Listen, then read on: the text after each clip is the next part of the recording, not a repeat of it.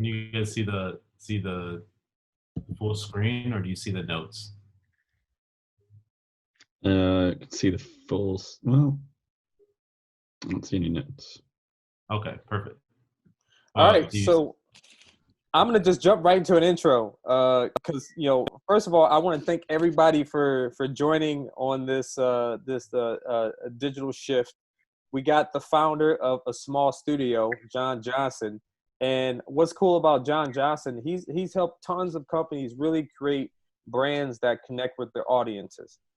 He's helped businesses really understand what truly matters when it comes to branding. And with him, it's more than just a logo. It's more than just a website. It's about telling your authentic story and really finding your voice as a business. So I'm really excited to have him on this event, and I'm gonna shift it over and let you take over, John.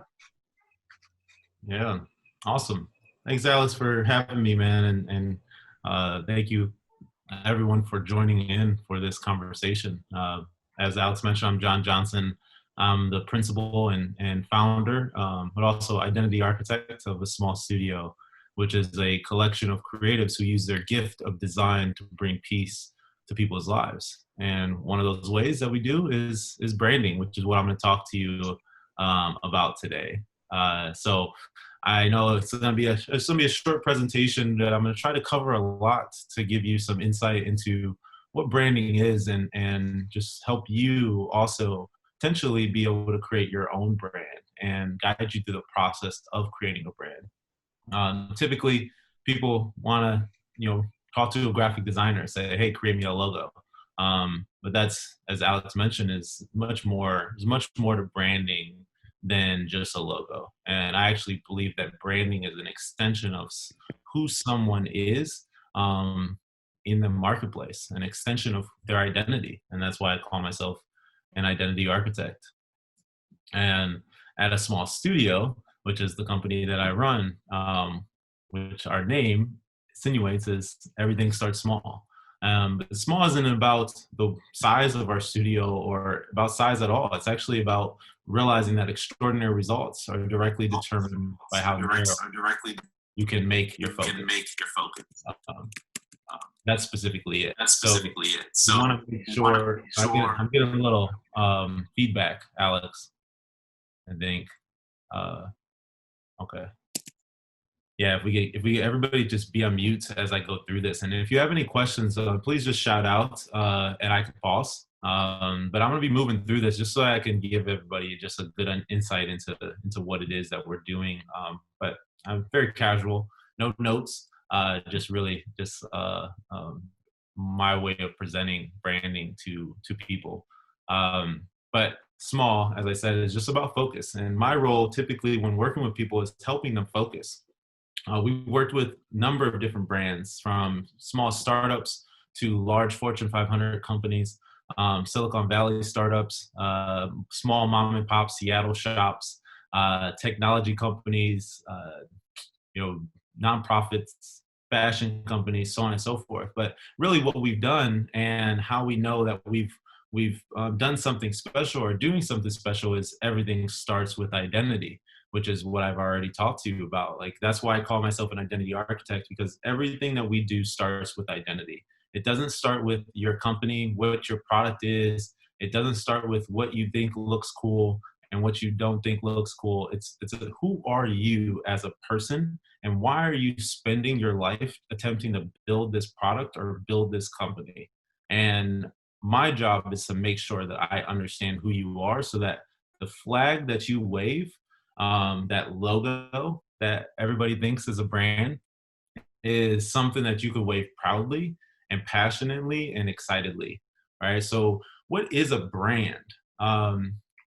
It's a lot, and it's not just a logo. It's not just a name.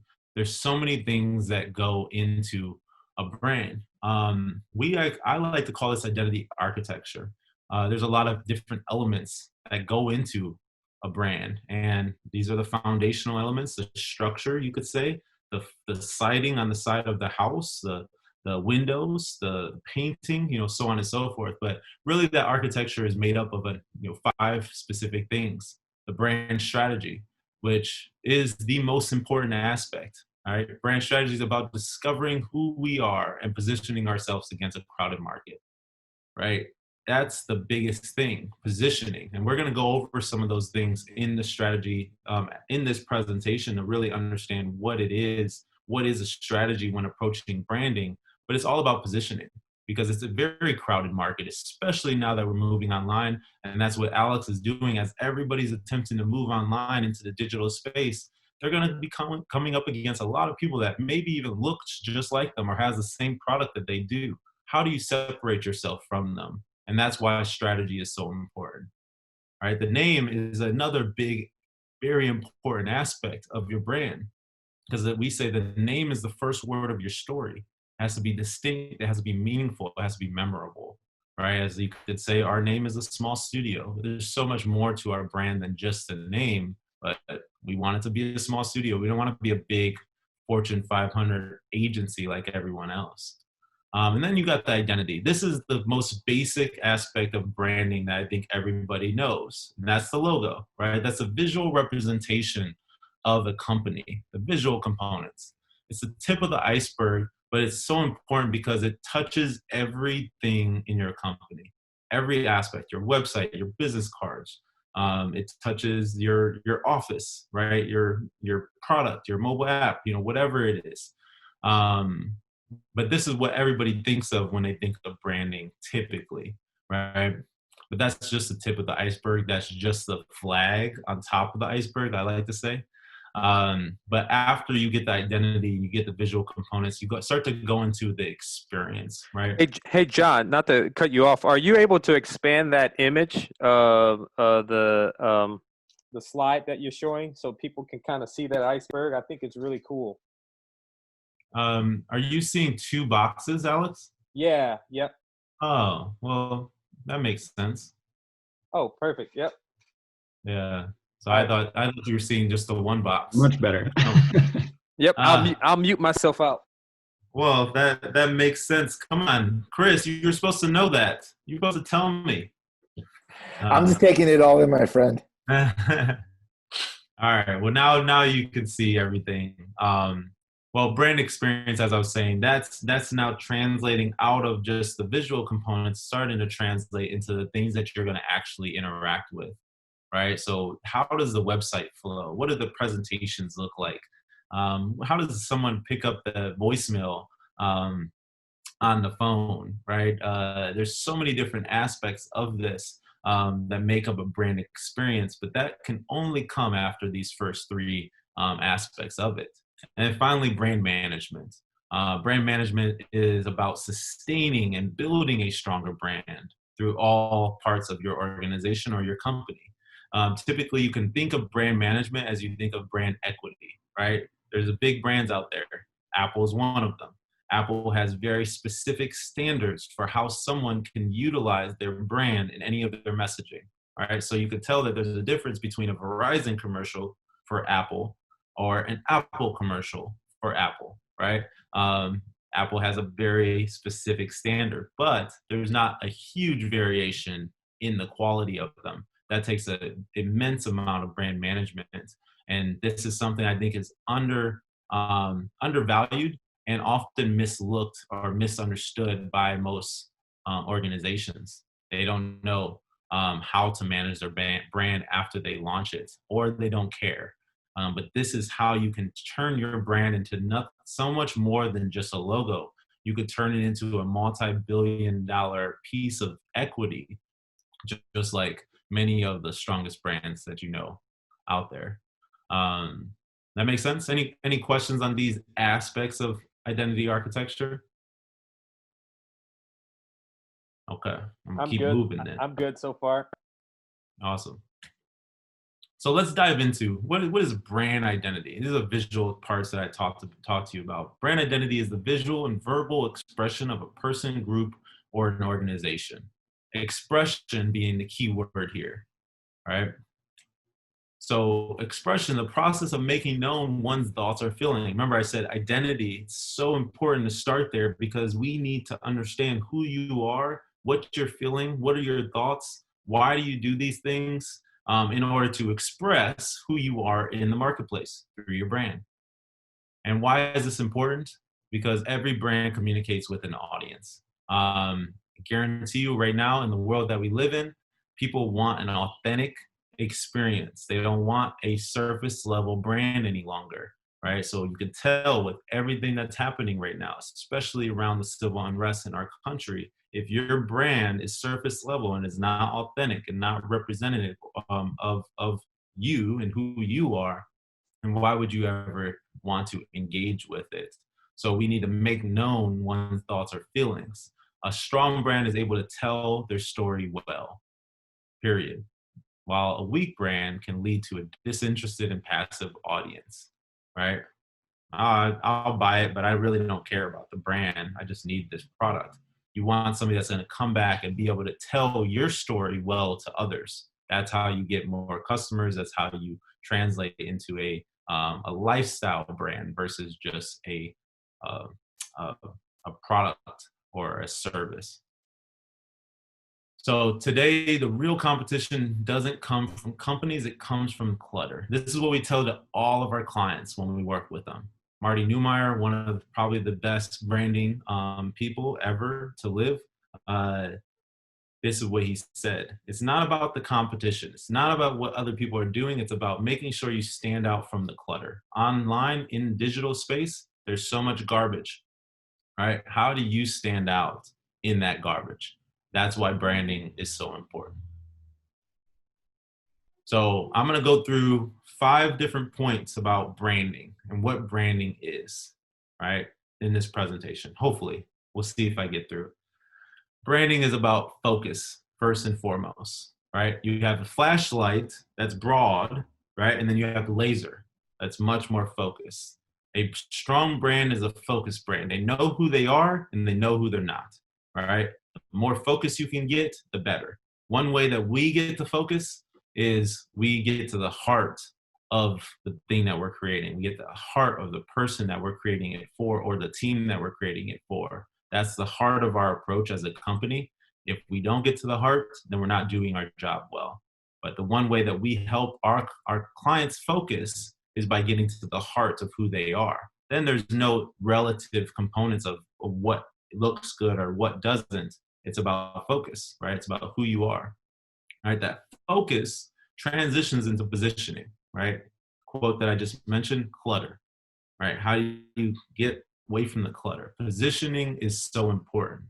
So branding is about positioning, and strategy is a big part of that. So we always start with strategy. We always start with positioning, right? The art of showing people how you're different, what you do that your competitors don't, right? Good example, right? This could be a physical thing. Dyson vacuums don't lose suction. That's why you buy a Dyson versus the competitors, right? They built their brand on that stance.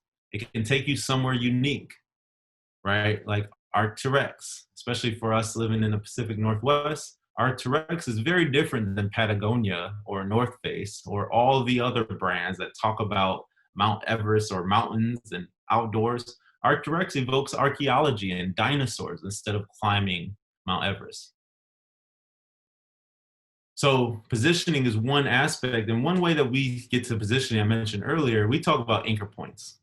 And this is what we do with all of our clients. We make them identify 3 anchor points, right? Ideas, concepts, or descriptors that orient each brand identity and keep them rooted, right? Some anchor points may be unique to the brand, while others may be industry specific, right? Branding is all about focus and positioning. So when you think of anchors, think about being out in a boat in an ocean or in a lake. You want to anchor down in the place where there's not a bunch of other boats. Who wants to be in the clutter with all the other boats? You want to be in your own little position with your boat in that part of the lake. So you want to carve out your own lake or your own piece of the lake. And the only way to position yourself there, make sure that you don't sway over into the rocks or over into the big clump of boats that's over here or into the ocean carrier or cruise ship. Make sure that you're anchored in. The more anchored in you are, the more focused you are in your position, right? So Branding is all about focus. Branding is all about positioning. And third, branding is all about personality, right? Personality, what makes you special? Yes, you, everyone on this call, what makes you special? If you don't know what makes you special, then you're not going to know what your business is, why your business is special. Because who's the one that's telling everybody about your business or your product or your service? You. Your employees, you're telling your employees, you're telling your partners, your investors, your customers, so on and so forth. You have to make sure that you understand who you are and what makes you special, at least to start, right? Eventually it becomes what makes your team special, right? What are you good at? What are you passionate about? Some questions that you can ask yourself. And your personality, I believe, is made up of your strengths and your values. Okay? Strengths and values will make up someone's personality. Defining your strengths and your values enables you to build an identity more representative of your personality. Okay? And strengths, I break those down, they answer the what questions, right? The what questions. So, what questions could be like, what are you good at? What makes your business stand out? What do other people come to you for help for? What does your product do? Period. What? Right? And with my clients, I always break these down. I get the strengths of all of the people that they have in their workshop, and we figure out which ones are the top ones of the team. But if it's just you individually, you can identify your own strengths and start with those strengths first. And then eventually, as you add more team members, you start to identify other strengths that you add to your pool. And values are the why questions, right? They answer the why questions, right? It's one thing to produce a high quality product, but without a reason why, the work is meaningless, right? The why. Simon Sinek starts with why, right? Why? Everybody's asking why. So why questions are very important. I believe probably the most important. So you think about like asking yourself, why do you care about this so much? Why do you care to succeed? Why do you care to get this product in front of many people? Why do you care if someone comes to your website or engages with your product or works with you? Why do you wake up in the morning? Right? Ask yourself these questions because those answers will typically answer the same question that your customers are asking, which is, why do I need this product? Why would I want to work with you? Right? Why would I wake up every morning and come to work with you if it's an employee? Right? Those questions need to be answered by yourself to potentially allow others to answer those questions about you. Okay? So we got branding is about focus, branding is about positioning, branding is about personality, and also branding is about communication. You got to communicate it out to people, as we've already started to touch on. All right. But one way of communicating is naming. And I love this quote from Danny Altman, where don't pick a name that makes you one of the trees in the forest and then spend your entire marketing budget trying to stand out. Right? Remember positioning. So your name is a positioning. That's a strategy piece. So if you don't have a lot of budget, if you don't have a lot of money and resources, you're behind already when you get started. So you want to use branding as a strategic element to help you overcome the competition because you're different and you're unique. And the fact is that you are unique, each of you individually, and that's going to help your brand become more unique. Because what makes us more unique than just being human beings, period, right? So naming is one of those aspects and one of those tools that you can use to stand out and overcome the competition, right? So what's in a name? Your name is the first word in your story, all right? The right name is timeless. It's easy to say and remember. It stands for something. It facilitates brand performance.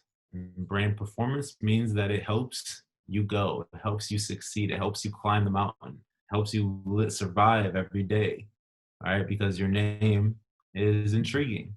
It works for you. versus you working for it or you spending money to make it unique. What's not in a name? Naming is not a romantic comedy. If you have not named your business yet, good luck, because it's not easy. But just remember, it's not a romantic comedy because it's not love at first sight. Naming sometimes comes at a long period.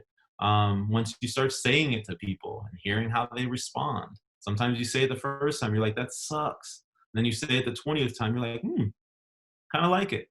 If you named your children, you probably know this. You name your dog, cat, whatever it is. Names are like relationships, right? They can be a perfect fit, but they don't always start out that way, right? You give it time to grow. And I would say that this is an aspect of branding, period. Especially if you're getting somebody else to do your brand for you. Sometimes you're like, man, I don't know if that's right. But after so long, you're like, yeah, that was perfect. It's actually exactly what we needed. Okay. I'm going fast, so remember, if you ever have any questions and you want to stop me, just stop me. But I'm going to keep on going. Another aspect of communication is knowing who you're serving, right? One way of saying who you're serving, you talk about stakeholders. Stakeholders is a term that's thrown out a lot, but stakeholders make up your customers. It makes up your employees. It makes up your investors, right? It makes up even your family, right? Your vendors that you have to work with. There's so many people that make up your stakeholders. Some people always just focus on their customers to develop their brand. But some businesses are built specifically on vendors, right? And if they don't have vendors, then they don't have a business, right? So you want to think of stakeholders as people that you're referring to individuals or organizations that will be impacted most by the success or failure of your brand. So the more impacted this individual is or this organization, the more important they are to your brand, and the more important they should be involved in the branding process, or at least considered. Okay. So one way to think about your stakeholders or to elaborate on your stakeholders and define them is developing a persona. So I'm sure some of you have heard what a persona is, right? But it's so important to develop a persona. We'll go over an example here for you, but who's your most important audience? Who's your most important stakeholder? Right? Your brand persona is a model of your ideal customer or your ideal stakeholder. Right? This character is of a certain demographic, which generates a certain amount of profit and shares your brand with others. Okay? Designing a brand persona allows your company to make swift decisions based on the persona. The swift decisions, highlight that, bold that, right? Who wants to make decisions more swiftly? I know I do, right? So branding helps you make decisions down the road. A lot of people put off branding to the last thing when I believe it should be one of the first things, because it's going to help you make practical decisions, swift decisions over and over and over again, because you're going to be like, well, our persona Kimmy doesn't like rock and roll music, so we should not go with that aesthetic. Or our persona Kimmy always goes to her neighbors for consideration. So we need to make sure that we're speaking to her neighbors, or we're allowing her to share with her neighbors in this way, so on and so forth, right? You get it. So long story short, you don't want to be everything to all people, nor can you. So the persona keeps you focused on what matters, okay? One of the biggest things that brands make a mistake, they want to be all things to all people. You cannot, you should not, you got to be focused. Focus, focus, focus, focus, focus, okay? A good example of a persona I just wanted to share with you is the John Deere brand persona. So the John Deere brand persona is a land-owning farmer who lives in the Midwest. Let's call him Bob. Bob is a middle-aged and has inherited equipment or purchased used equipment in the past. He is now considering making an investment in his farm's future and upgrading to the latest equipment. Bob values integrity, hard work, commitment, and innovative solutions for problems he experiences on a daily basis. He often discusses farming methods and equipment with neighboring farmers who influence his decisions.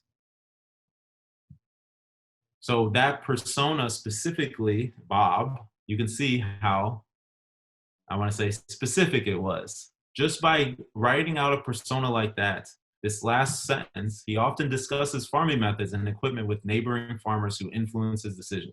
Bob goes next door and rides his neighbor's tractor before he goes out and buys one, right? So you got to understand that about your brand before you start going out there and marketing your product to the world. Okay? So last few things, now that you've focused, you positioned yourself, you've understood your personality and you've communicated it out, right? Another aspect of communication that to that persona is translating features versus benefits, okay? And one great example is from the late and great Steve Jobs, but a consumer must understand how the brand benefits them if they're going to want it, right? Not need it, but want it. The power of benefits is so strong that a want can become a need, okay? So you always start with features. Features. So features, typically engineers start with features. Logical-minded individuals start with features, or you could say the type A personality types start with features. But features is only one aspect of your product, your service, your business. They're the literal characteristics or facts about a brand, okay? Oh, based out of Seattle. We're American owned. You know, we desire client satisfaction. We're credited by the Better Business Bureau, right? These are features. An example here is, you know, when Steve Jobs introduced the iPod. Okay, the iPod is a 5 gigabyte hard drive. That's really what it is. It's a hard drive. It holds music, and it allows you to access those files directly within the hardware, right? So the feature of the iPod was 5 gigabyte hard drive, right? But the benefit on the flip side is an advantage to the customer, right? What advantages to the customer are you offering, right? They take features and they make them relate to the customer or relate to their life and the lifestyle of that customer, okay? Remember the persona relating to John Deere or relating to Bob's lifestyle. You can now speak to benefits and not just the fact that this tractor will make farming easier for you, or this tractor, you know, gets this many miles per gallon. But instead, you have the iPod, which was the 5 gigabyte hard drive, and Steve Jobs so eloquently told us, all right, 1,000 songs in your pocket. It's a big jump from 5 gigabyte hard drive to 1,000 songs in your pocket. Okay, that is branding. That's communication, right? That's making sure you're speaking the language of your primary stakeholder. In this case, with Apple, it was the customer, the individual consumer, right? The person that wants to listen to their music on the go and put it in their pocket. I'm going to jump in really quick just to let everybody know. I know we had a speaker that was lined up next, but they are not going to be able to make it. So that's why I just took a step back and allowed John to elaborate more on some of the details here. So I just want to let everybody know that the next speaker had like a personal emergency that they had to resolve, so they weren't able to jump on at the time that we wanted. But anyhow, yeah. I'll let you keep going at the pace that you're comfortable with, John. We still should be expecting our next talk at noon, so nothing has changed there. I haven't seen any last-minute texts in regards to cancellation. So just want to let you guys know. I'm gonna mute myself back up. Awesome. Well, I only have like 3 more slides, and I slowed down when Alex told me that I had more time. So we're good to go. But I think that sums up communication. 5 gigabyte hard drive to 1,000 songs in your pocket. All right. And finally, the last one, branding is about standing out. Okay. Period. Point blank, you got to stand out. If you don't stand out, you're going to get lost in the clutter. You're going to get forgotten. And Seth Godin said it best with his book, Purple Cow. If you haven't read it and you're attempting to go down this marketing path, read Purple Cow. It's very easy. Read is small. If being a purple cow is such an easy, effective way to break through the clutter, why doesn't everyone do it? Why is it so hard to be purple? Okay. It's not easy to be purple at all. Seth Godin said it. However, his book helps you understand how to stand out in a crowded market, period, whether you have branding experience or not.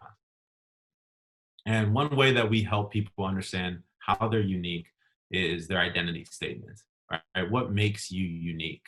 People won't remember everything your company does and all the products you offer, right? The identity statement gives people one reason to use your brand. One reason, one sentence. If you do one sentence and tell people why they should use your product, why they should work with your company, why they should visit your website or whatever it is, one sentence, you would be killing the game, okay? All other selling points are supported by this statement. So an example here is Harley Davidson, one of the biggest and strongest brands out there. Harley Davidson is the only motorcycle manufacturer that makes big, loud motorcycles for macho guys. That's Harley Davidson in one sentence, okay? Now, to get there, it's not easy, right? But you can at least understand who Harley Davidson is, what their brand is, what they stand for, what they do, and who they're talking to in one sentence. Everything that we just went over, how do you get that in one sentence? It's not very easy. And that's why branding is not easy. That's why you don't see many great brands out there, unfortunately. Okay? So now you can do that, hopefully. So all your homework, I want you to come up with one sentence right now. You got 5 seconds. No, joke. But use this framework. Blank, your company is the only blank. What it is that you do, right? Your industry, your position, that blank, your stakeholders, right? Your communication, so on and so forth. It's not a very easy thing to do, but it's a fun process. But if you go through all those steps that I just showed you about what branding is, right? If you go through all those steps, you'll be able to, I think, get closer than maybe you were before. So branding is about focus, it's about positioning, it's about personality, communication, and ultimately it's about standing out, okay? So I know that's a lot, and I know it went over a lot, but as Alex said, and what Alex is doing right now with this summit, I think is just beautiful and just helping people during this time. So here's my contact information. If you want any help or you want to talk about something with me, just reach out to me at John B Creating, or yes, John B as in boy creating. Sorry, that's a misstep. Or just give me an email or shoot me a text or whatever it is. I'm here to help. And just remember that everything starts small. Because remember, everything starts with focus, and small is about extreme focus. Focus, focus, focus. I can't say it enough. Other than that, thanks for having me. Hope you learned a lot. Hope I didn't move too fast, but if I did, Alex recorded this and you should be good to go. Yep. Thank you so much, John. So this is going to be recorded. I'm still working on getting stuff put up from yesterday, the live recordings. This one will be recorded, and within the next 1 or 2 days, we'll have this posted in the Facebook group as well. Now, before we did this talk, I mentioned to John there was a good chance that we wouldn't have time for questions, but with the slight change of the schedule, I wanted to open it up just for a few questions. Try not to be, too difficult, because I kind of told John otherwise. But if there's any questions that you guys have, you can either just go ahead, flat out ask it, or if you type it in there, I'll see it as well. So you can make them difficult also. I'm not afraid. All right, good. I've got one for you that may not be straightforward, but you always hear this general message, which is extremely valid from all of my experience thus far, of just the necessity of focusing in on something very specific, especially when starting out. So I guess my general question around that is, as someone who has always been a bit of a generalist in that I tend to be able to capitalize on a wide variety of different skills that I've built up over time. The hardest part is figuring out where to start focusing first, and then how to, like, is there a path from that narrow focus on something very specific to eventually having a sort of offering of sorts of like a portfolio of different things that people can come to know that you offer and are able to provide, and like what does that look like? Yeah, that's a great question. It starts right here, right? So you have to look within. Mhm. Don't look without. Don't go outside. Don't go talking to other people and going networking and going to these different conferences and saying, give me answers. I need answers, because the answers are right here. Period. So your focus comes from within. Your focus, your passion, your drive, your direction, that all comes from within yourself. All right. That's why everything starts with identity. Who are you? What's your identity? Right? What are your strengths? What are your values? Right? What do you care about? What are experiences that you have had in your past that make you actually very excited about this direction that you're going? Because if you're not pumped up about your business, if you're not pumped up about what you're doing, nobody else is going to be pumped up either, period. And if you're not pumped up about it, then the odds of you succeeding are very little. And you're probably not going to succeed. You may succeed, you may make a bunch of money, but really, what is success, right? You also have to define success for yourself. Is it making money, right? Is it being fulfilled? Is it living a meaningful life? Is it building a bunch of people's lives around you? So on and so forth, right? So all those answers, nobody else can tell you what that is. Nobody else can give you an answer. Only you can give yourself that answer. So people, biggest mistake that entrepreneurs make in my experience is they go seeking answers from the outside. Oh, what problems can I solve? No, what problems do I want to solve? And what problems am I uniquely equipped to solve versus what problems are solvable out there, right? Because there's a lot of problems to solve, but you got to start right here in your heart, in your core, to get all the answers that you need to go out into the world in a focused manner. Thank you, appreciate that. Yeah. Awesome. And how are you doing on time?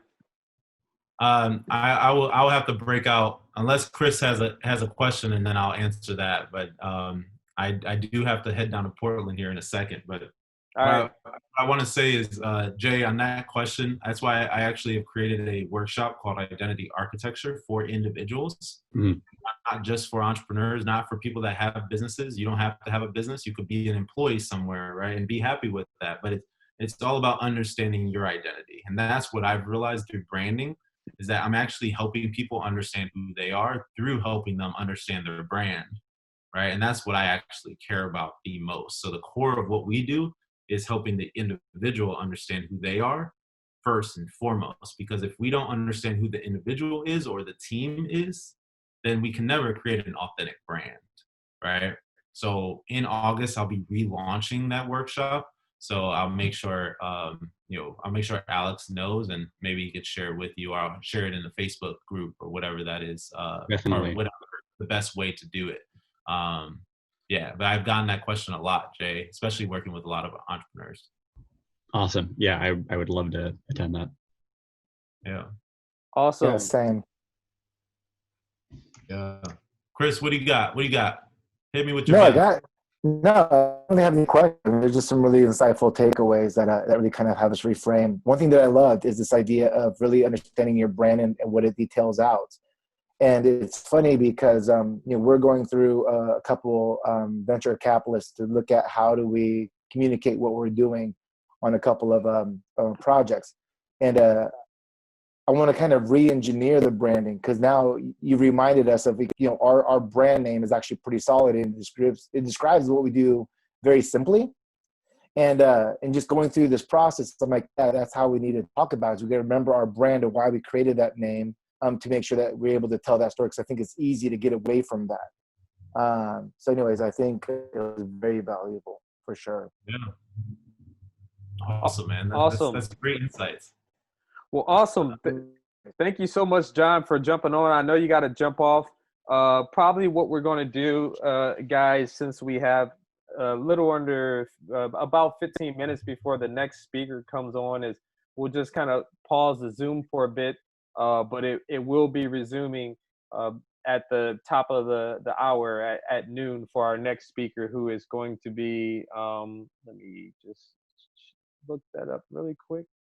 So our next speaker is going to be Diane Lamb, and she's really going to break down, how to really manage remote teams. She's a operational specialist or expert, I guess you could say, and she's all about optimizing systems and processes. So she's the person that can look at how you're running your business and help you be more efficient and more effective with things, especially in this time where people are forced to do things in a new way, where they have to figure out how to manage things online. So super pumped. But yep. All right, y'all. Well, Diane's awesome, by the way. I know her. She's great. So Alice, thanks for putting this on. Jay, Christopher, Aaron, everybody, thank you for joining, and hope I can help. You guys. Yep.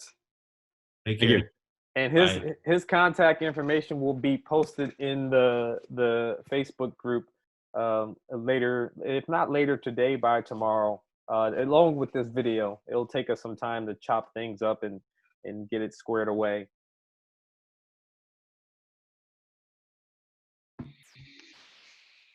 Should we just hop back on at the same link in 15 minutes, I guess? Yep. Just hop Yeah. back on in the same link in about 15 minutes. I can Okay. grab a coffee. So thanks, man. Sounds See you in a good. bit. All right. I'll see you guys Thanks, Alex. shortly.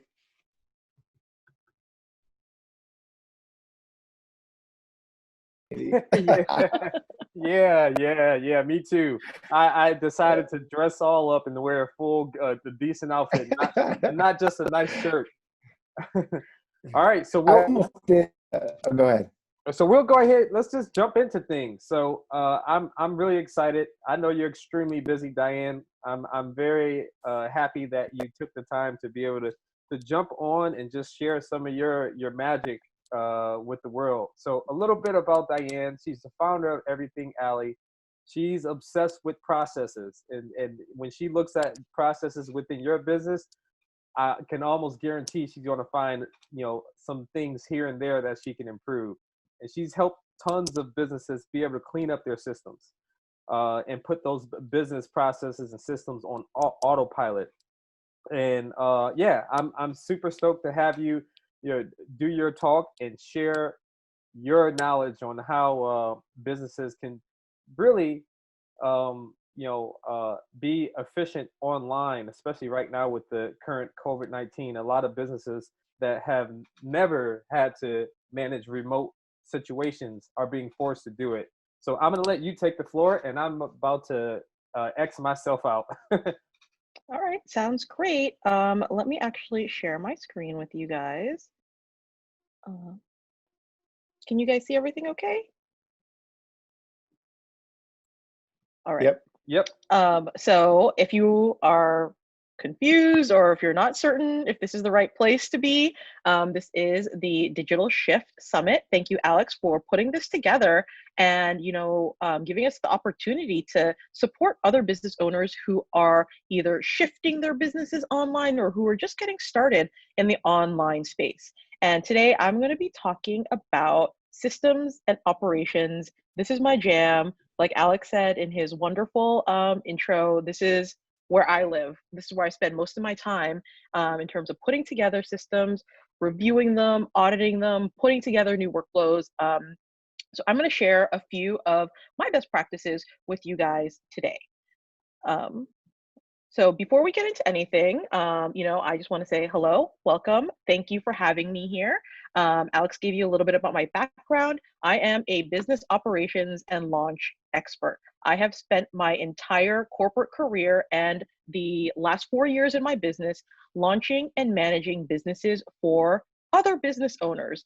I at my peak was launching multiple hedge funds in excess of $20 million each. A lot of them were closer to $50 million.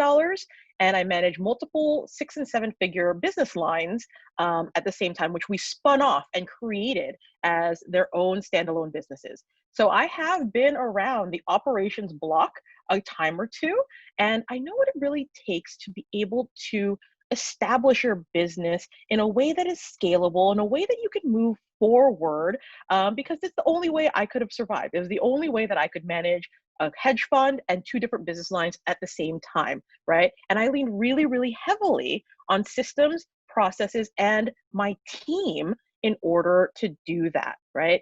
So let's get into some of the nitty gritty about systems and building them within your business. So have you, as a business owner, ever thought, oh, I wish I could just clone myself? Or why doesn't my team just know? Why don't they just know what to do? Why does it keep ending up back on my plate? Or the one that I've heard a lot over the last month or so is, I've optimized. I built the systems. Why does this feel harder now than before? So if any of you have ever said this to yourself, it's likely because you either don't have systems in place, or you haven't built the right systems, or you haven't necessarily built your systems in the right way. And a lot of these thoughts really come from a place of frustration, of not having things operate the way that you want them to, of being pulled back in to the day-to-day, being pulled back into the things that you thought you offloaded, the things that you thought you automated. Why are they ending up back on my plate? I know that I've certainly asked myself that a couple of times. I'm like, wait, I thought we fixed this. Why is this coming back to me? And then also wishing that, I really just wish I could clone myself. I could think, I could have someone who thinks like me.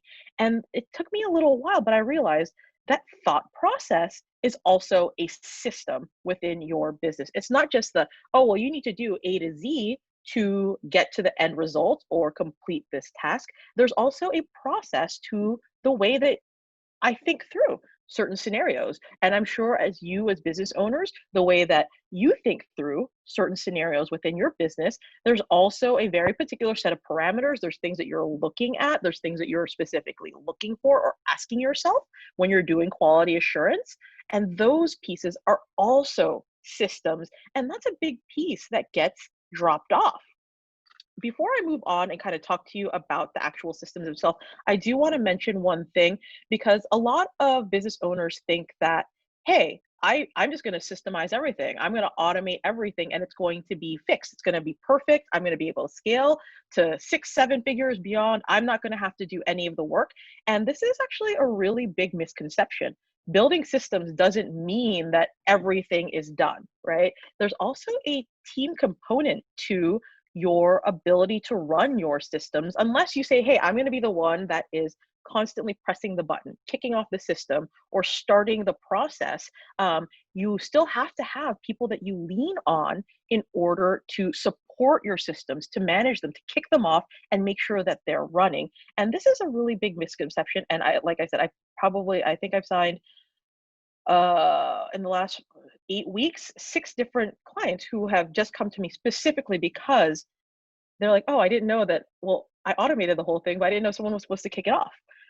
And that is a broken part of their system. So your team is actually very, very involved in the actual the running of your processes and systems. So don't discount them and think that you don't need anyone else or anything else within your business just because you've created systems or you automated certain things, especially if you are a service-based business and you're not a commodity, right? You want to differentiate yourself. You want to play with the higher level people. You focus on customization. You focus on personalization. You focus on client experience. There's no way that I have found to replicate that without 100% just solely on automations. There has to be a personal element involved. So that is a big caveat that I just want to throw out there, because that is something that I'm hearing really, really frequently now, is that, well, we automate everything. I don't need any team members, but now it's really hard. Well, because you do need the team members to actually make it easy. All right.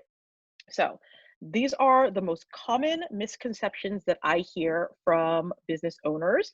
Now, let's actually talk about what to do when you are getting to a place where you need to put structure around your business. So, you need not just systems, you need aligned systems. And when I say aligned systems, I don't mean like, oh, well, they all flow into each other or my automations all work. When I say aligned systems, your systems need to be aligned with your end goals. A lot of times, what will happen is that you'll hire someone, or you as the business owner will start to create and document systems and processes, but you don't have the end goal in mind. You don't have the vision of where your business is actually going. So you're actually wasting a lot of time documenting and building and creating systems that you are outgrowing and are actually no longer useful to you as you're actually doing the documentation, as you're actually building them. And this is what I see probably 75% of the time with business owners who are creating their own systems. They're like, oh yeah, my coach told me I needed to create systems, or Tony Robbins said I needed systems, or that other guru, or this blog, or this other this other resource says systems are so important and I need an operations manual. I need to create all these things. So what a lot of us will do is, we'll go and we'll Google operations template, or we'll systems template, or we'll hire a contractor and we'll buy a template from them, or we'll have them do some of the baseline building for us. But the problem with that is that a lot of times when you're buying these components as one-offs, there isn't a lot of alignment to your future state, right? It's all about, well, let's document everything as it is now and hope, pray, and fingers crossed that this is the process that we're going to scale on. And that is actually not how systems work. Systems are living things. They change, they evolve, and they will change and evolve as your business grows, as you change your service offerings, as you decide you want to, work with clients in a different way, as you change your business model. All of these things will change and evolve, and your systems need to be aligned with that future version of your business before you even do anything in terms of formal documentation. Think about, first and foremost, what is my business actually going to look like outside of what the state is today? What do I want it to look like in the future? What do I want it to look like 3 years from now? That will give you a good starting point to kind of identify the gaps. And as you develop the processes, those systems will actually be bringing you towards the business that you want to have, and it'll be bringing you towards those goals, right? So what I see most frequently when people are building their systems, or they're just getting started online and they don't know where to start first with developing systems or operations within their business, and they're trying to create structure around it, is ask yourself that first question. All right, so things are operating today. Where do I actually want it to be down the road? What do I want it to look like? What is the 1x, what is the 2x version, the 3x version, the 5x version of my business? If you can answer those questions in details, if you can answer, what kind of services are you offering? How are you treating your clients? What platforms are you going to be on? That you're going to leverage in these versions of your business? You'll be in a much better place to actually create systems that will scale with you and won't just be a waste of resources to create at this point in time, today, right now, this second. All right. So if you're just getting started, or you're in a place of overwhelm and you're like, okay, yes, I do need to make systems.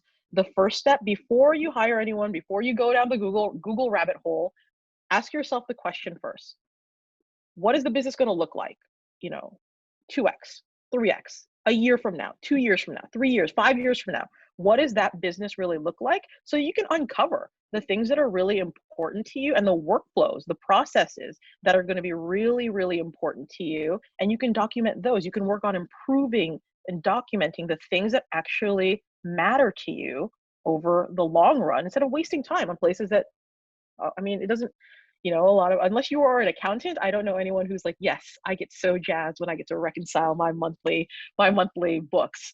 Why waste time on things like that just because a coach told you to do it or someone told you to do it, when that isn't actually going to help you get to that scalable version of your business? And honestly, if you are that person, please, wow, I would like to meet you and just shake your hand if you are the person that loves doing the reconciliations all by yourself and you are not an accountant. So that is the first big tip that I have for you today. And if you were to leave right now and not get anything else from this presentation, that is the one thing that I want you to know, is that before you develop any of your systems, before you develop and document and start to outline things, ask yourself first what it's going to look like down the road, so you're actually building a bridge to that goal. All right.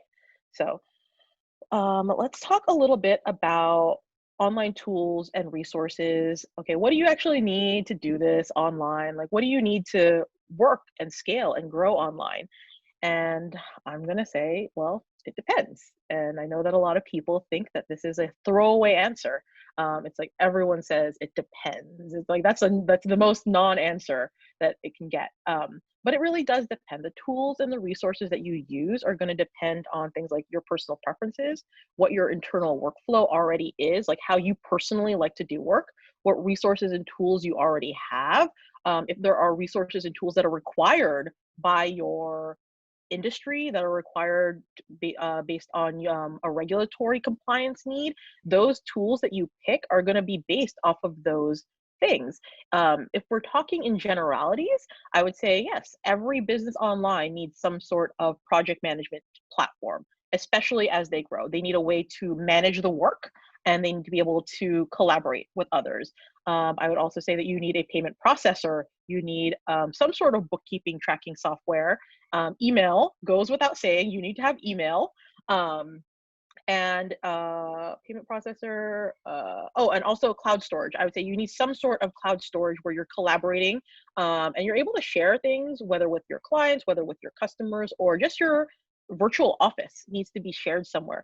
But those actual specific tools that you're going to pick are all going to be based off of you and how your business runs. Like, you know, the recommendation I would make for one client who is a transformation coach versus a client who is an attorney are going to be very, very different. The tools are going to be really different. The way that they're going to integrate and work with each other are going to be very different because they all have different needs. And that's what you should keep in mind when you are thinking about your own online tools, right? It's never plug and play like, oh, I'm just going to buy this one thing and it's going to be perfect. It's going to solve all of my business problems. I have actually run across no tools that can manage the full scope of a service-based business or even a products-based business all in one place, unless it is tremendously expensive. And usually those are pieces that are custom coded, right? They buy an out-of-the-box solution and those companies will customize that product to manage their overall business. But if we're talking about, people like us who are working online, who are scaling our businesses online, a lot of these things really fall back to, okay, I need my project management, I need my email, I need some sort of payment processor so I can get money, and I need to be able to store all of my things. I need a place for my virtual office online.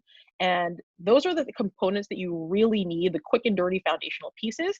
But within those categories, within project management, within cloud storage, within payment processors, there's a lot of different options. And the options that really work best are going to be based off of your own business model. It's going to be based off of the way that you already work, the things that you already have. I don't personally approach systems building or resource implementation or software implementation as like okay, we need to scrap everything and start over, because that usually leads to problems with adoption. Like, if you don't like to use something, you're probably never going to use it, and it's not going to be very well adopted, or you're not going to be able to receive it. You're not going to use it, and then it'll just fall to the wayside. It'll be another thing that you bought that you never ended up using. So in order for you not to do that, and to actually be able to look at the various tools in these categories and to really evaluate them in a meaningful way, you have to have some idea of what your process is. What are the things that you like? What is the way that you like to work? And what are the pieces that are non-negotiable? What cannot move? For example, so one of my clients is a law firm, right? They have established a completely virtual law firm, and they have very different requirements. They are required by their industry to maintain certain records in a certain way. They are required to share information electronically in a very specific way. They are required to manage funds intake in a very particular way. So when I'm making recommendations around, okay, what tools and resources do you need? Well, I need to know those things in advance. Otherwise, I'm like, okay, you can use Asana. Why don't we just get like a Stripe and we can take money from clients that way? Or, and those things are not going to work for them, right? So in order to really evaluate what project management tool we're going to use, what payment processing platform we're going to use, I need to know all of the prerequisites around the processes, around what is required. And if you don't know these things, it's like, I mean, no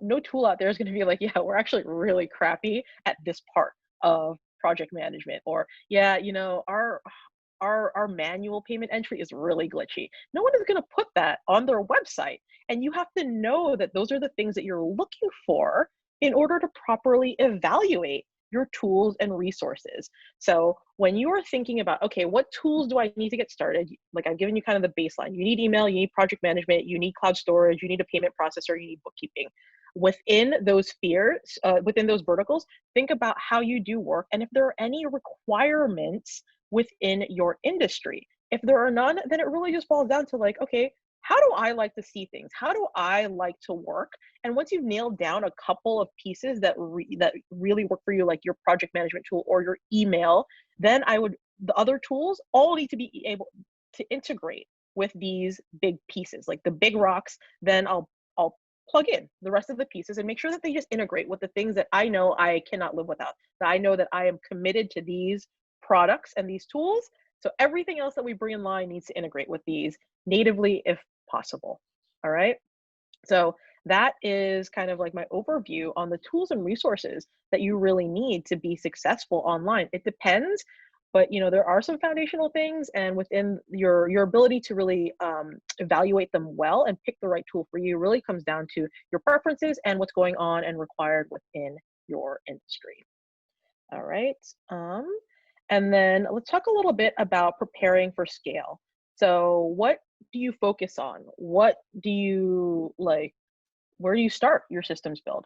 I've already kind of said like the first thing before you do any building is to really focus in on like, what do I want the business to look like? What is it going to do in the future? And then once you're kind of at a place where like, okay, I know what that vision is, and I kind of know that my processes are working the way that I want them to, you can start to prepare for scale and really build out your business model and really start to build out those systems for delegation, for execution, for scaling, so that you can ramp up volume that you're going to push through these systems. When you're in this mode, my recommendation is really like, if you are still in that growth phase, right? You're operating and you're trying to grow the business, you're building your book, you're building your services or your clients or your customers, whatever it is. My recommendation is really to focus on the marketing, because that's probably where you're spending most of your time when you're in the growth phase. That's where you are going to be spending most of your resources. That's the thing that's going to happen most consistently within your business is marketing, because you're trying to grow, you're trying to expand reach, build audience. That's where you want to focus. Your systems build on is on the marketing piece, because those are the pieces that probably take up a lot of your time, that are happening very, very frequently, and that you can probably delegate to someone else relatively easily if you were to put some structure and some systems around, if you were just to document like a loose outline or of the process that you want them someone to complete. So that's where I would focus in on if you are in the growth phase, right? If you are a little bit past that and you're like, okay, new clients are great, but I am actually at capacity. I am trying to free up capacity. I'm trying to create more capacity. Then my recommendation is to focus in on the client systems, your delivery systems, because that's the first place the ball gets dropped. And that's your key revenue generator. That's the way that you're going to be able to bring in most of your funds. That's the way that you're going to be able to sustain your business. And that is literally like 80% of the time where you will see the ball get dropped, right? Like, so focus in on when you're in the scale phase and you're preparing for that scale. Focus in on, really, what are my delivery processes, and build out from there. All right. So that was kind of my quick hit version of, systems 101 or systems basic systems light, if you will. And yeah, I hope that you guys got value from that, and I'd love to take a few questions.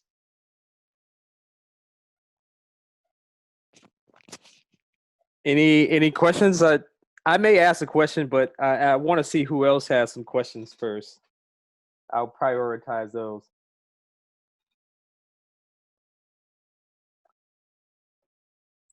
Hey, Diane, I've got one for you if you don't mind. Yeah, of course.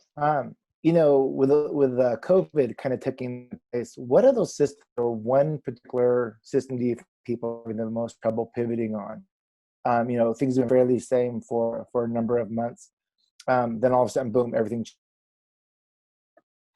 that the industry is kind of going through, or some of your clients going through, primarily because of the major shift towards digital I think on the operations side. the first big wave was like, oh crap, like we have an office, like a physical office.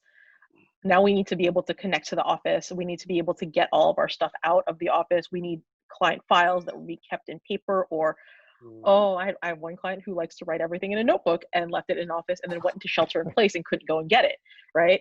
So that was the first big push, is like, okay, so how do we start to do our work online? And so that's really where it's like, okay, we're looking at like, what are our collaboration processes? Like, what are our collaboration tools? How do we communicate with each other? And how do we like make sure that like all of our data, the virtual office, is in one place? And that's where I'm seeing a lot of focus around, all right, well, what are our cloud storage requirements? How are we going to share? What goes in there? How do we organize these things? That was the first wave. And then once that kind of died down, the next wave was like, oh, we still need to market, and pivoting all of the marketing materials, like things like, you know, at the height of COVID, I had a number of clients who were preparing to like launch their programs. And it's like, oh, well, this is probably not a great time to launch a $16,000 coaching program. Like, we should probably do something else. So reevaluating, you know, what is our marketing message going to be, and, you know, kind of adjusting any automations and things that had been scheduled. Like, that was the next big wave of changes that I saw. And, you know, honestly, I feel like we're kind of out of it. Like, that happened through March and really beginning of April, and then it started to taper off quite a bit. And a lot of the pivots that we made in terms of marketing and offers, I mean, they were sold for like a short period of time, but now things are feel very much like the status quo. Like, people have like settled into it. They realize that this is just how it's going. Like, you know, this is a new normal, and, you know, spending patterns aren't going back to how they used to be. So, you know, we're kind of actually moving away from some of those really small micro offers and going back towards our big launch offers and preparing those for launch towards the end of the summer, and, you know, kind of getting back on track with those things. Did that answer your question? Not at all, but it's okay. Oh. Actually, it was perfect, Diane. Thanks.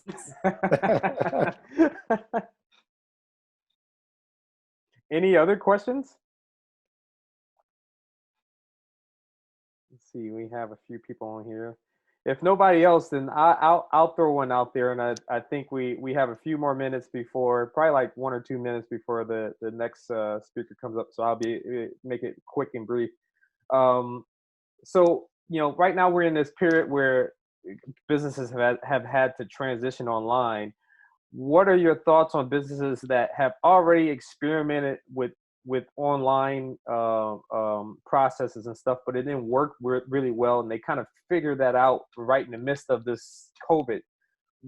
What do you think is one of the first things that they should do moving forward? If you are a business that have started doing some online stuff, and then you just kind of failed, you know, miserably because you just didn't know what you were doing.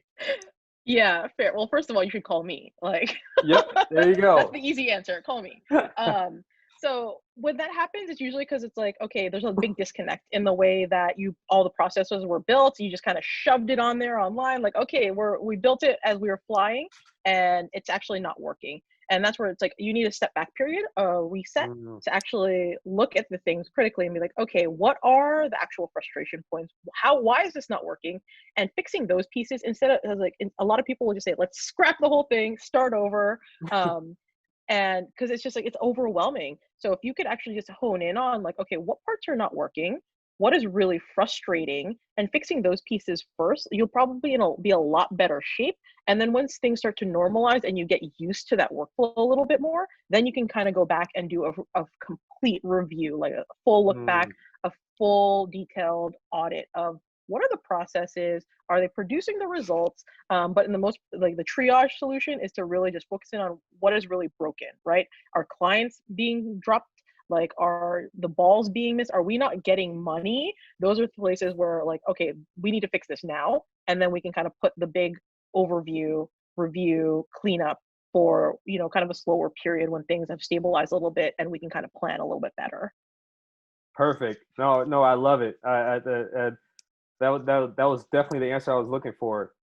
So one of the things that's going to happen, first of all, thank you, Diane, for jumping on and sharing your expertise in the world of you know, how to really run your business smoothly from an operational standpoint. So I am going to be posting this video online so people can rewatch it. But also, if you have more pending questions that you want to dig down in the details with Diane, I'm going to put her contact information in the group so you guys can reach out to her and set some time up to get any more detailed, specific questions answered. Yeah, that's perfect, right? Like if you have questions on this, certainly feel free to reach out to me. You know, for the digital shift, I am offering a free breakthrough session where we can talk through like, well, what is broken, what's happening, and what do you really need to fix it? And I will be the first one to tell you like, no, you don't need me. You need this book. Go and get that. So, you know, if you are not in a place where your business is operating efficiently, or you just feel like it's just all coming down on you, certainly feel free to reach out to me. Let's schedule a time to have a quick chat and talk about what's really going on, what you might need to really move forward and grow and scale in a way that's really manageable and easy. Like, let it be easy. I love it. Again, thank you for jumping on and look for her contact information once we post it, because she, you know, if you're trying to figure these things out, don't do it by yourself. Diane's a really good resource to be able to help you do things the right way. All right, so since we're coming up on time, we're just going to jump right into the next speaker. His name is Hayk Sakian. He is one of the co-founders of Logic Inbound. And if any of you guys are running businesses or trying to figure out the mystery of SEO, I feel like it's a mystery to me as well. This guy is going to help you guys break down a framework to understand how this world operates and how to technically set yourself up for success with SEO, as well as Google search. Some of the things that he's going to touch on with his talk today, he's going to lightly touch on some of the changes and trends with Google search, and how you can make adjustments with your business despite what's happening with COVID to keep the ball moving. So I think we have him on here already. Hayk. Hey, Alex, it's a pleasure. And it's nice to meet everyone here. Thank you. Yeah, I love your background, by the way. I wish I was wherever your background was. Yeah, that's what I've been telling people, you know, with the, you know, airports and things being shut down, it's next best thing is the virtual Zoom background. Well, all right. I'm glad to have you. I'll let you take the floor from here. All right, let me share my screen and I'll get started. And let me go to presenter mode, get into it. So the basic question I'm trying to answer in today's presentation, what I want you to walk away with is how to figure out your consumer behavior trends and adjust your marketing campaigns specifically through SEO in order to be where those consumers are. So for example, we know with a lot of restaurants, you know, there's shutdowns, they can't have customers in place. They need to find alternative ways to grow their business. And that same concept is applied to pretty much any business that relies on in-person communication. So I'll show you how to figure that out and how to apply that to your own business with some examples. I'm talking about this because mainly COVID-19 is what people would call a black swan event. That basically means something that, you know, most people are not really expecting or predicting or planning for, but, you know, it happened and now the whole world has to respond. From a marketing perspective, where I'm at, we need to respond to the new consumer trends in order to thrive in the economy that we have today. So I pulled a source from bazaarvoice.com just to show what that means. This trend shows the monthly shopping activity going on globally. I'm showing this just to show that, people are still spending money in this new economy, despite the fact that there's a lot of job losses going on. What's really happening is a shift from where that money is being spent from retail to online is a really big trend. This chart shows year over year percentage growth. So for example, in April, it's saying that there were 96% more orders from e-commerce websites in 2020 versus 2019. So it's almost double the online activity, which is the kind of growth that you wouldn't really see unless it's like the very beginning of the internet and things are just booming. So it's definitely a major shift that's going on. And it's not necessarily, great for everybody. There's certain industries that are growing from it, and there's a lot of industries that are not. So I wanted to just give you an idea of what's going on, because this will help you understand consumer behavior. So if you look at what's growing and what seems to be winning, you have things like the toys and games category, sporting goods, arts and entertainment, hardware, right? This is happening because people have more free time on their hands. They're not commuting. A lot of times they're not working, unfortunately. So people are looking for other ways to spend their time. A lot of people are working on their garden, working on their backyard, doing home improvements and construction while they're on unemployment, just because their business hasn't necessarily reopened yet. And with the, if you've been looking at the trends going on with COVID in the US at least, the numbers have actually started rising again, which means that we might be in this for quite a long time. There's changing priorities going on. So this is from pwc.com. More people are trying new brands, picking up new hobbies. One of the advantages of the situation that's going on from a marketing perspective is people are willing to reconsider their habits that they've had for a long time. So if you have a new product or something that's innovative, it's actually more likely that somebody would consider switching from their tried and true kind of reliable product. There's also a big trend in working from home. So one of the friends that I've talked to, they make standing desks, and they've obviously seen a giant boom in their orders, right? And we think that based on the data and surveys that's not, it's going to more or less continue. So 30% of companies expect to do more work from home after the outbreak. 57% are the same and 13% are less. This is a survey of, I think, 1,400 different companies. Overall, the trend is increasing. But these are interesting numbers, but what do they actually mean for you? Like, how can you apply this data, right? If you're not a Fortune 500 company, right, you need more specific trends and more specific data that apply for your individual business. So we can use a tool called Google Trends. This is a free tool, and I'll show you some examples of how to use it. And if we have any kind of time left over, we can go through a couple of examples together if anyone has any questions. And basically what we're using this tool for is we're using it to see how many people are searching for different things relative to each other. So a simple example, we'll look at one real quick. This is for one of our clients we worked with. They're a co-working space based in Seattle. They obviously saw a huge decrease because of the government ordered shutdowns. People couldn't physically visit their location. They weren't getting new customers.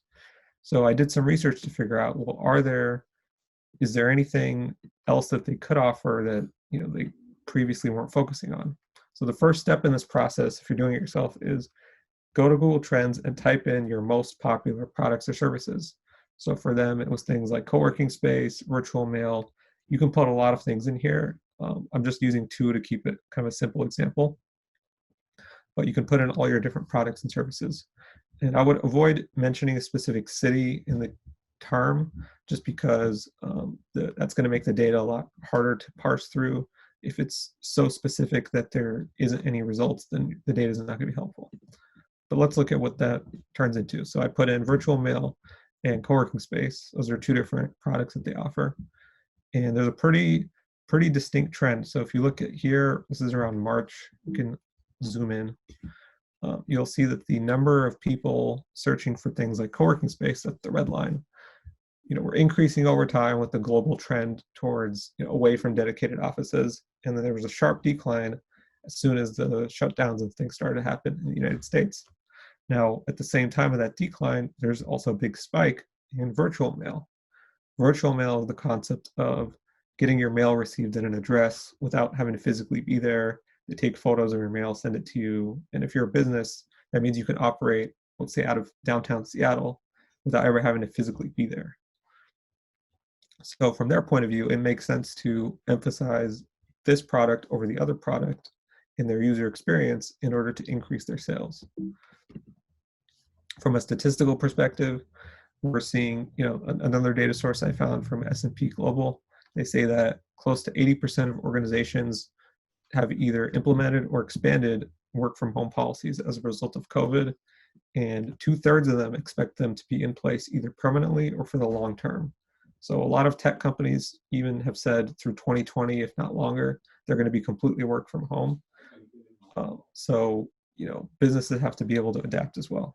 In the case of this client, their co-working space, if I was in their shoes, I would say, expect that you're not going to have as much in-person activity going on, and adjust your products and services to appeal to people that are looking for a more virtual offering. Second example we can look at is another local one. They're a flower shop, and they also do flower delivery. So you can go there. Previously, back in Valentine's Day, they had a lot of customers coming in buying flowers for their significant others. But there's a big trend with delivery going on, and you can see it's a little harder to see compared to the other one, but you've got the red line here, which is basically delivery. It's always been pretty popular. If you look before December, it was kind of the same as people looking for flower shops. When you look at the spike around Valentine's Day, flower delivery is clearly more popular than flower shops, and then it starts to separate even more once you get over here in the middle. This is in March, once the COVID shutdowns start to happen, and flower delivery pretty much takes over. So from here on out, it's been more popular than people looking for retail. And as a business owner, if you run a flower shop, you put in your different services and things like that. This gives you a pretty clear direction of where to focus in your business. If we zoom in for a second, you can see pre-COVID versus post-COVID. So pre-COVID, you have, red and blue kind of competing for the same, they're about the same level of interest. And then post-COVID, even after the holiday season, with Mother's Day, flower delivery is still pretty much on top. So from a business owner perspective, this makes sense. In all my marketing and conversions and things like that, I should be optimizing towards delivery. And the global statistics kind of recognize that trend. Delivery apps like Instacart, Walmart, and Shipt have seen their daily downloads increase by 218, 160, 124%. Right? I mean, you don't need me to tell you that people want more things delivered, but we do want to be data driven and really understand is this a theory or is this actually happening? And here we have data to show that this is definitely happening.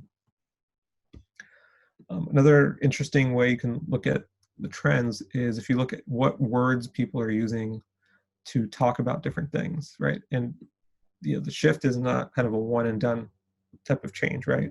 This is an interesting trend because it shows you how initially most people were looking for information for coronavirus, and that was the prominent main way that people were searching up through March.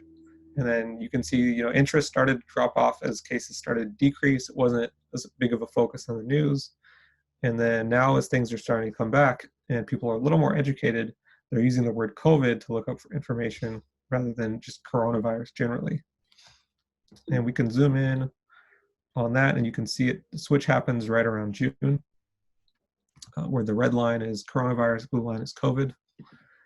And, that kind of represents another way. So the action from here is if I'm a publisher, or if I'm writing blog posts, or if I'm communicating with my customers, I should be using the language that they're using. And in this case, they've switched from coronavirus to COVID. I haven't pointed out this too much, but they have different options in the Google Trends tool where you can switch from the entire country to a specific state. So this might actually vary state by state, just like people talk about soda versus pop. It might be that there's certain regions of the country. If you're in the Pacific Northwest, for example, maybe people have always used COVID because the level of education is higher or something. Right? You can dig into the specifics and really understand it. But the takeaway here is you want to speak the language your customers are speaking in order to be more relatable in, let's say, your emails or your websites or your ads. I want to really address the question that I always like ask people when I'm looking at a presentation, which is, so what? Like, why does this matter? Why do I care about this? What can I do with this? And the answer here is you want to align with consumer behavior to actually get more sales. Let me show you a quick data chart to explain what that means. This is a client we work with. They're actually the flower shop example I used before. And their situation is interesting because usually May is their biggest month of the year. That's Mother's Day. They typically get the most sales that time. And by, doing some SEO work for them and optimizing their site a little bit better for delivery, specifically, adjusting their site to focus on delivery more prominently. June was actually a bigger month than May for the first time for them ever. And it's just another example. And they're a retail client that was forced to shut down due to the governor orders and things like that. And they grew by focusing on delivering curbside sales and adjusting their marketing to emphasize that. In terms of specific actions that if I was you, I would do, kind of the takeaways from this, start by analyzing consumer trends in your own business. Take your most popular products and services, plug them into Google Trends, look at the last year or 5 years and see how they're performing relative to each other. Then optimize your website using the same keywords that your customers are searching, right? If they're looking for, are they looking for delivery? Are they looking for a shop? Are they looking for co-working space or virtual mail, right? Adjust your site, things like your title, description, your content, to what people are focusing on now that they weren't thinking about before. And then lastly, it's pretty basic, but you want to arrange your content to prioritize what users want to see most first. So if you have a menu of products, right, you put the one that people are going to be more likely to search for now further up. Maybe in the past, more people were looking to, get directions and things like that for this location, but now they care more about delivery. So we feature that first. It's a pretty basic concept in conversion optimization, but people generally look at the things that are at the top. And as you go down and down a page, you're going to lose more and more people. So if you put the thing that is the most likely to convert first, then the chance of having any kind of conversions is higher. So that's a basic kind of guide here. A lot of times I talk about very technical SEO topics and really get in the weeds. So I'm trying to keep it pretty straightforward and actionable here. This is something that I think any business owner could apply, whether you're local or you're doing e-commerce. If you sell a product or service, or if you write about content, this is something you should be aware of. Now we do have, it looks like a little bit of time left. So if you guys have any questions, or if you have your own site that you want me to take a look at, and we can go through an example here. I've got a few minutes before I've got to hop off, so we can take a look at it together. Yeah, does anybody have a site that they want to look at?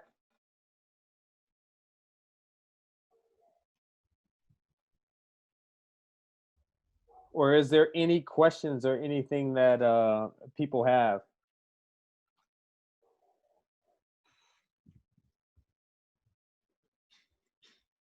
You know what? I do like the idea. Let's pick a generic website that we can find online and see what we can do.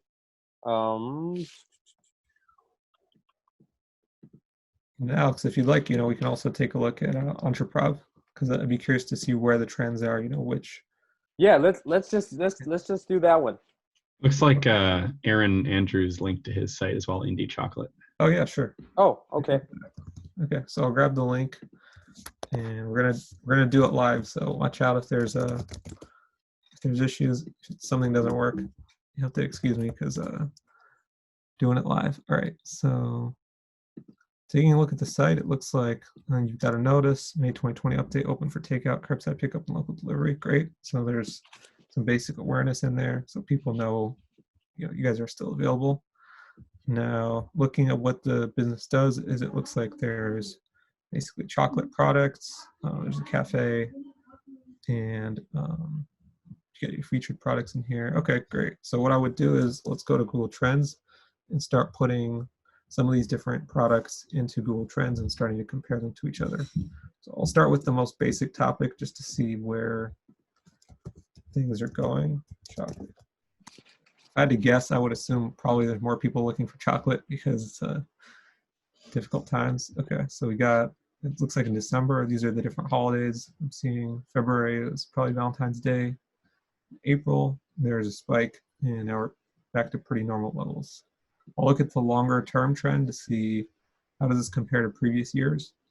So you can see a pretty consistent spike around December for the holidays, another one around February, and then here you have April and May. So that, I think that might be new. So if I look at April in previous years, it's not really a lot going on. So this definitely seems like there's some sort of an increase in interest for people that are stuck at home and looking for ways to feel better.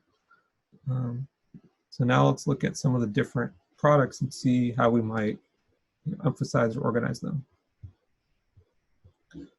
Look at the product section and compare. So there's cacao beans, there's nibs, chocolate bars. All right, so beans. I've hit enter.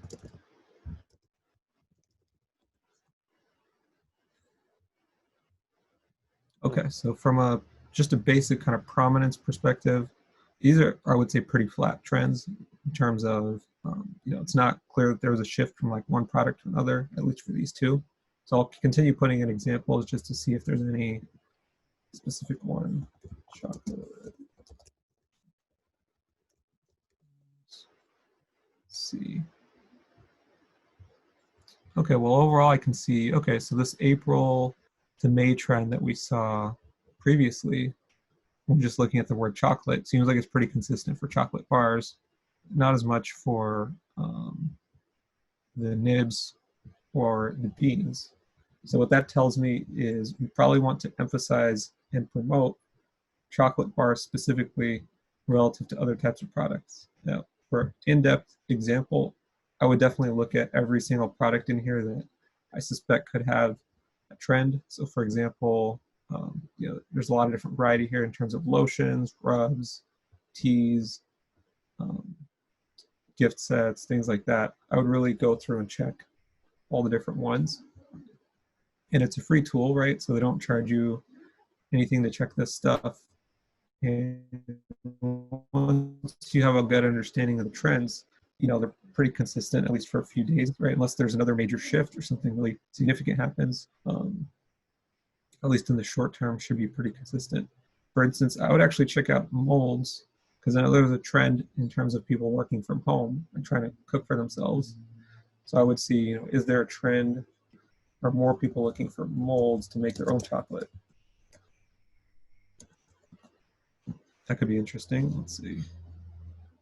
I'll remove some of these other ones to make it easier to read. Okay, so it looks like, yeah, interesting. So there's a spike. Well, this is around, again, Valentine's Day, so it might not be great signal. But just in terms of overall popularity, it looks like not really a huge insight here when it comes to molds. I think in terms of what we really learned so far, it's really chocolate bars seem like the one that kind of rose from the trend. That might be worth emphasizing. Let me double check the chat because I haven't looked at that. Easter, okay, that makes sense. All right, so yeah, that's been a kind of a brief look. Again, for a deeper dive, I would suggest looking at all the different terms in Google Trends. Unfortunately, they only let you look at something like 5 or 6 at a time.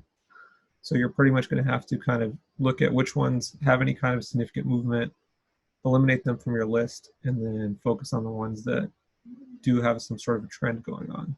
So in this situation, like cacao beans and nibs, I'd probably remove them from the comparison because there's not really major insights here to learn from compared to something like chocolate bars, which saw a pretty big movement. Overall, pretty cool stuff you guys are doing there, and looks like you're in Seattle, so I might order something from the site this afternoon. Thanks for sharing. Sounds great. Thank you. Yeah. Thank you for that. That's helpful. I was not familiar with the Google Trends so much, so thank you. Mm-hmm. Awesome. Yeah. Hi. Thank you for sharing that. I think that example really was a great way to help people kind of think through like what are some things that they could do to actually look at the status of the keywords that they use. So it looks like we're coming up on, we have a few minutes left. Do anybody have any big questions that they want to get answered about SEO?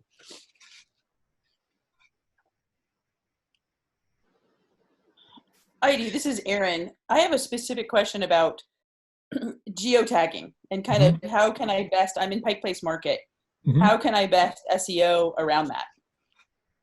Yeah, good question. So I would have to do a little bit of research to see how do people search for chocolate generally, because I'm assuming there's probably going to be some terms people use where they're looking for chocolate from a specific location, and there's going to be some terms which they don't really look for it that way. I would use a tool. There's a free one, I think, from a guy named Neil Patel. It's called Ubersuggest, and you can put in different terms, and it'll tell you how many people are searching for those. So I would look at where, I would try one with the location, one without, and I would compare all your kind of products and services on that axis. So there's going to be certain ones, I bet, that, for example, I saw you guys do classes and events. There's probably going to be certain ones that did have searches, generally. Obviously, right now with the shutdowns, I don't know how many people are looking for in-person class.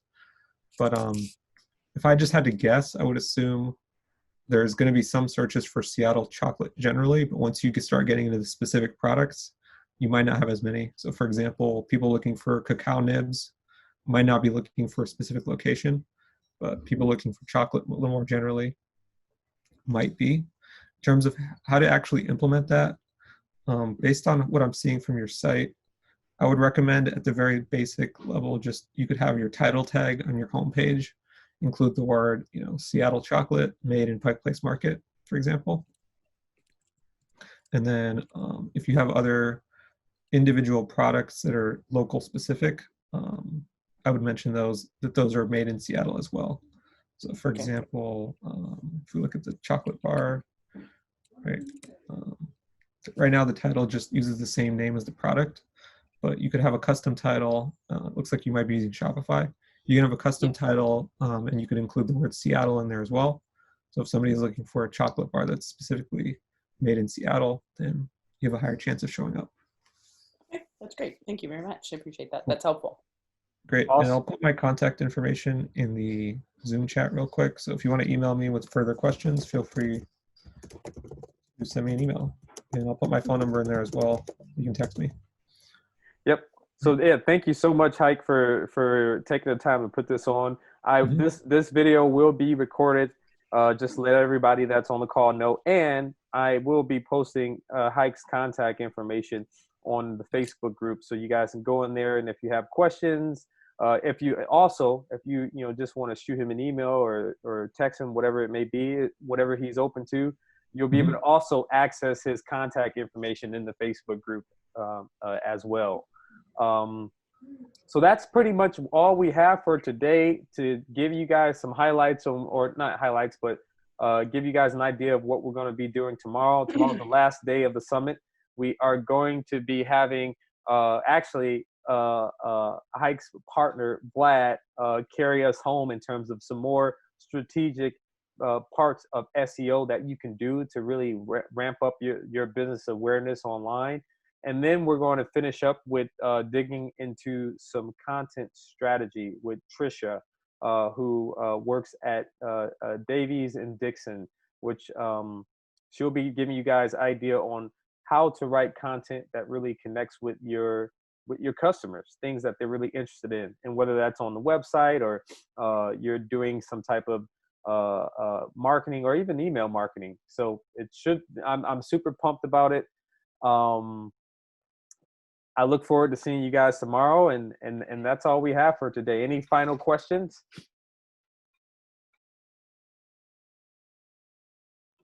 Oh, this was really great. Thank you for putting it together, Alex. All right, sounds good. Well, you guys enjoy the rest of your afternoon, and I will be seeing you tomorrow. Let's see. Oh, name of that free tool? Oh, Trends, Google, and then there was another one that you mentioned. Google Trends, and I think Ubersuggest from Neil Patel, right? Am I right? Yeah. Yep.